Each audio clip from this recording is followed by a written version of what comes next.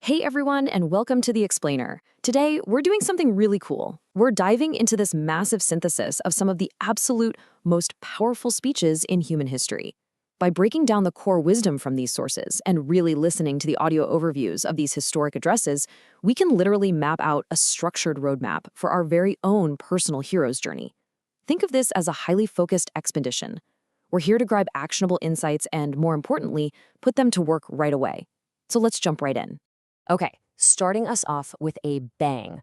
Audrey Hepburn famously said, "Nothing is impossible. The word itself says I'm possible."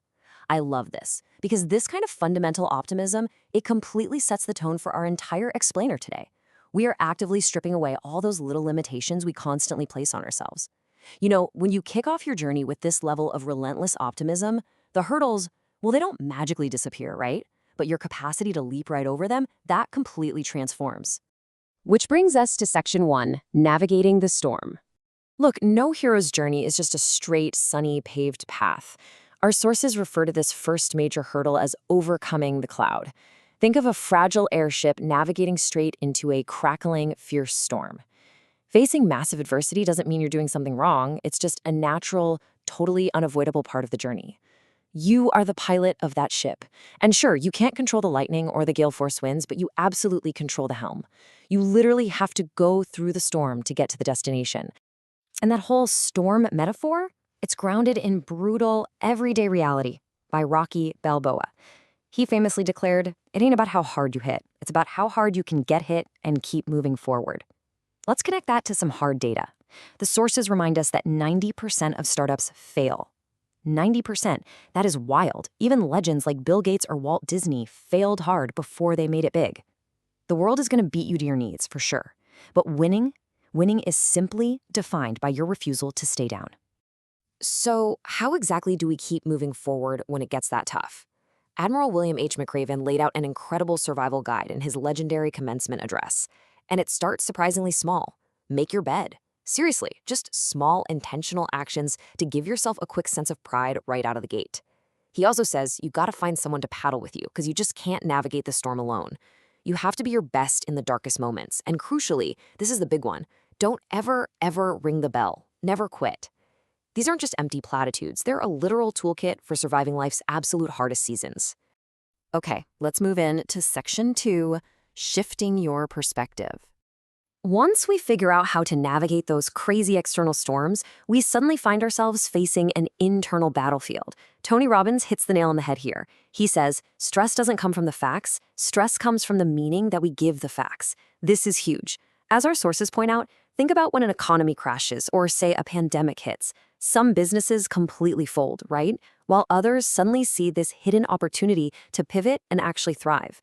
The external facts were exactly the same for both groups. It's our internal choices, our reactions, that genuinely determine our reality. Now, if we really are in control of our reactions, Dolly Parton offers arguably the most immediate, practical tool we have. She says, if you see someone without a smile, give them yours. It's such a simple, rapid-fire mindset hack. Science shows a positive attitude literally improves your mental and physical health. Plus, it's highly contagious. It costs you absolutely nothing, but it instantly changes the whole vibe of whatever room you walk into. Following right on the heels of that is Maya Angelou with this beautiful instruction, try to be a rainbow in someone else's cloud. It's incredible how shifting your own perspective towards service and light naturally liberates the people around you. When you make the conscious decision to be that rainbow, you aren't just surviving the storm anymore. You are actively transforming the storm for everyone else. Section 3, finding your internal drive. All right, so our mindset is locked in. Now, how do we turn that into high-performance action? Well, the science of motivation has some pretty surprising answers.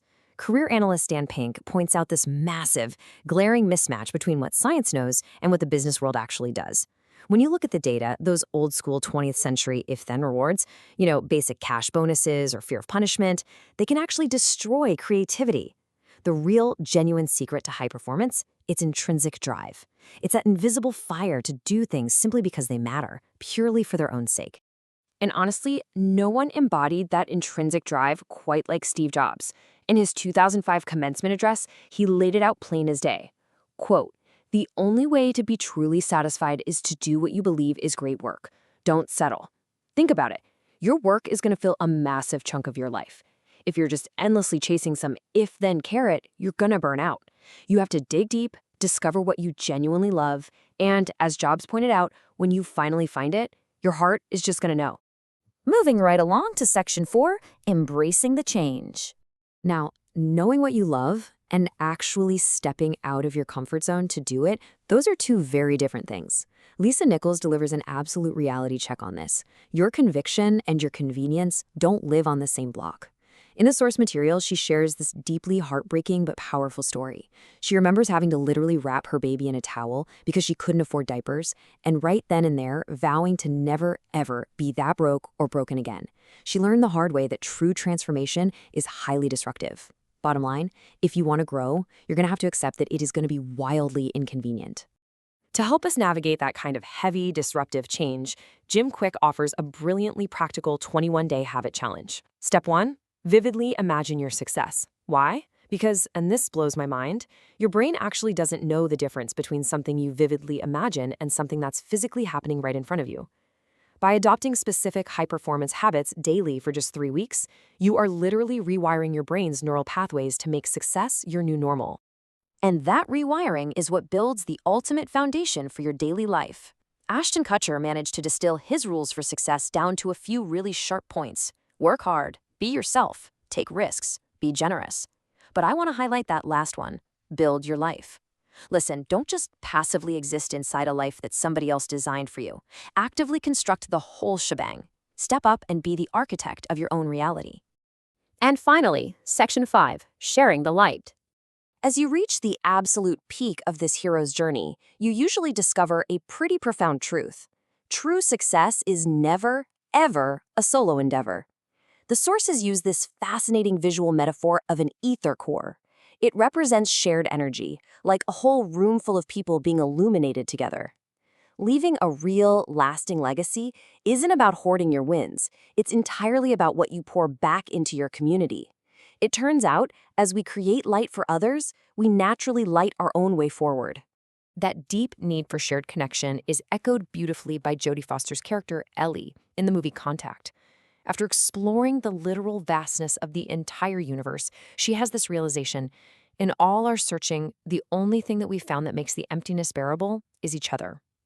Whether we're talking about dodging burnout at the office or surviving life's darkest personal storms, sharing the heavy lifting and just knowing we aren't alone, that is absolutely our greatest comfort. We see that exact same reliance mirrored perfectly in the grit of team sports. Think about Al Pacino's legendary speech as Coach Tony D'Amato in Any Given Sunday. He tells his guys that fighting for that 1 inch comes down to looking at the guy right next to you, knowing he'd sacrifice himself for the team, and knowing you'd do the exact same for him. Whether you're on a football field, in a boardroom, or just living everyday life, lasting success is built entirely on teamwork and mutual sacrifice. So, I want to leave you with a question, and I want it ringing in your ears today. Jim Carrey once stood in front of a graduating class and asked them this: what does the world need that your talent can provide? Seriously, think about that. That is the ultimate puzzle of your hero's journey. You've got the resilience to weather the storm, you've unlocked your intrinsic drive, and you understand the immense value of your team. So now look inward, reflect on your own path. What does the world need that only you can provide? Step into that power and go find out.